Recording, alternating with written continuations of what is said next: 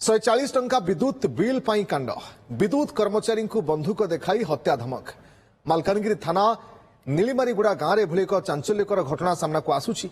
नीलिमारीगुड़ा grammar जड़े ग्राहक 140 टंकार बकेया विद्युत बिल मागिबा पाई जड़े विद्युत कर्मचारी जाइथिले बेले सामान्य अर्थ को नहीं ग्राहक जनक उत्त्यक्त हो पड़ते संगे संगे कर्मचारी को बंधुक देखाई गुली करदेबाकू धमक देते एने मालकानगिरी थाना अभियोग पर पुलिस अभियुक्तर घरे चढ़ाऊ करथिला।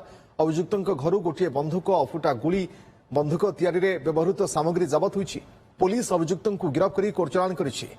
विद्युत बिल को नहीं आरंभ होइतिबा विवाद बेआईन अस्त्रशस्त्र कारबार पर्दाफाश करिछि।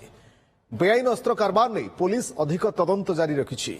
तो बिल कलेक्शन समय जड़े व्यक्ति सहित आर्गुमेंट होता से व्यक्ति घर एक बंधुक बाहर करिकी मारिदे बोली धमक देते ये संक्रांत आम केस करूँ से व्यक्ति को रिटेन करिकी पाखर बंधुक आउ कि पुराना बंधुक नली आ गन पाउडर सब जबत कर आज कोर्ट चालान कराब सेटा आम तदंत करूँ घर मिली आम कोर्ट आसी तदंत कले जाना पड़ो।